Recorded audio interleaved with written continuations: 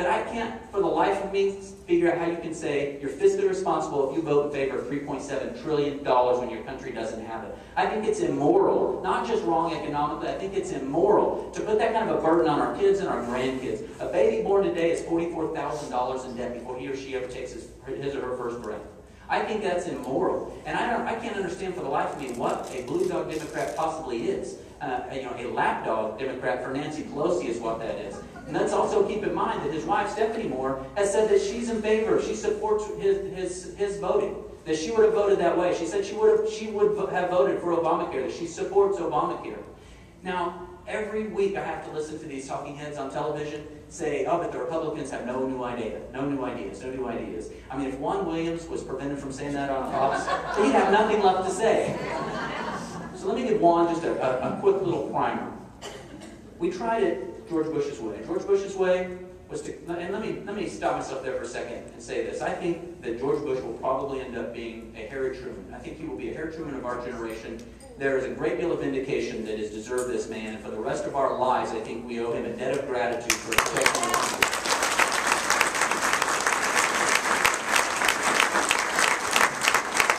And I salute him for having the courage to do the things that needed to be done when everyone stood in his way. Everyone said no to him. Everyone in the other party said no to him. Many people in his own party said no, and he still found the courage to push forward in what he believed was right when it came to protecting our country. And I will forever and ever be in his debt for that. And I admire him greatly. But I'm also going to be honest about what I think of his spending, because unfortunately he didn't look at spending in the same way. And so we tried the Bush way. We tried to cut taxes and raise spending. And it didn't work great. Then we're trying the Barack Obama way, and that is to raise taxes and really raise spending.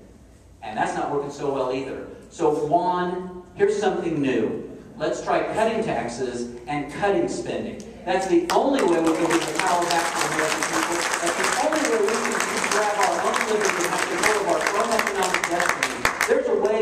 There's a way of making that happen. And all of us need to find out what our role is. And I'm telling you, I know you guys will vote. I have no doubt about it. But I'm telling you right now, that's not enough.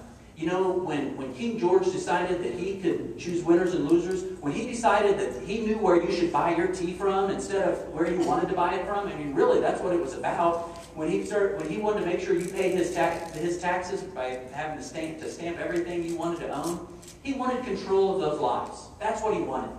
And he doesn't deserve it. You know, we have unshackled ourselves from an era when only kings and queens could determine our destiny. And we have taken that unholy power away from them, and we must not give it back to them. Reagan said that freedom is only one generation away from extinction, and he's right. Our fight for liberty is an eternal fight. And the only time we lose is when we don't engage. The only time we lose is when we are complacent. So I'm asking you to recognize that you need to be involved in a way maybe you never have before. And I say this as a person who has been out there in a way that I never imagined that I would. And you have to step out of your comfort zone, and that's difficult. Sometimes it's scary. But I know you can do it, and I know your country deserves it of you. I know that the patriots who gave us our country to begin with were no greater heroes than the men and women sitting in this room today. I'm confident of that. You wouldn't be here today if you didn't love your country every bit as much as they did theirs.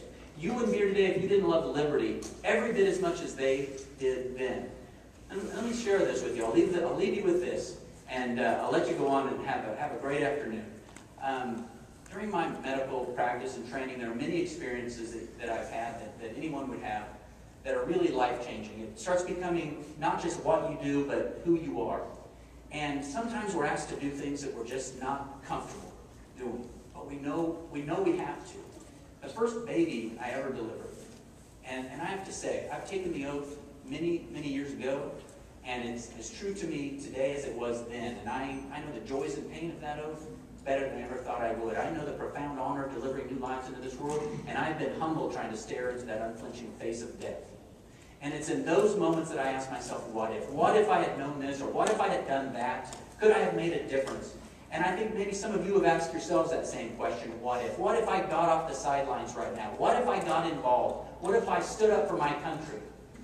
It's going to take stepping out of that comfort zone. Like the first time I delivered a baby, I went in to examine this soon-to-be mother, And all of a sudden things had changed. It was going to be one of these precipitous deliveries. I mean, it was coming and coming fast.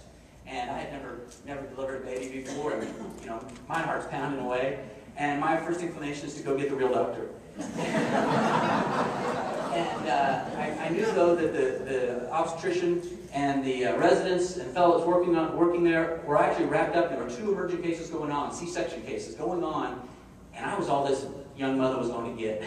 And I did not want to be there. I felt so uncomfortable in this. This was a bad situation. I turned my back to the patient. I'm gowning up. The nurse is in there trying to help me. And let me tell you a little rule I've learned in medicine. The only times I've ever been asked if I've done a procedure before is the first time I've done it. And so this mother lies on bed and she says, I hope you've done this before. So I'm in there, and I've got my back to her, and I'm like, oh my gosh, I can't lie to her. I'm not going to lie, but I can't tell her I've never done this. That's not going to help anything. It's just going to make all of us panic even more. So I thought, okay, I got to get control of this situation. I need to just calm down. I put a real calm, like confident look on my face. Took a deep breath, tried to talk in a real low, confident voice. I turned around and she said, you'll be okay. And I turned back, and I must have had eyes the size of saucers, and I was still trying to gown up, shaking, I'm sure, and the nurse is trying to gown me up, and I'll never forget what this nurse said to me. She leaned in my ear and she kind of whispered, you'll be okay too. And I'm telling you this. I'm telling you this. If you will step out of your comfort zone, if you'll do more than just vote, because we need you to get engaged in this election. I know you'll vote, do more. Put it on your Facebook page, email it to your friends, walk your neighborhood. If you can, max out a donation to a candidate that you think will make a difference. If you can't, send them $10. $10 will let them know that you care about them. $10 will record your name in history as one of the members of this army trying to take our country back for the people.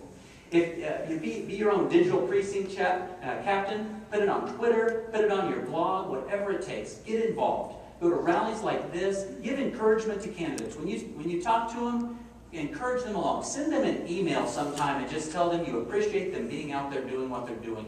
Every single one of these things makes a difference. It's not enough to just vote. Those colonists in early America could not vote away tyranny. They could not vote away a king who wanted to control their lives. They had to take bolder steps than that. And I believe that we can do the same.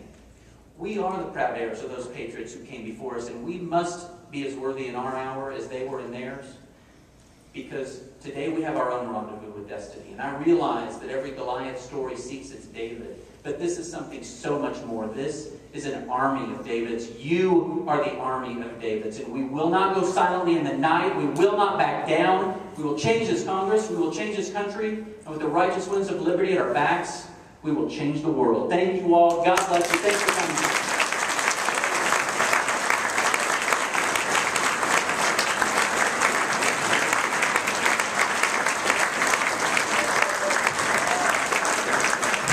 Standing ovation.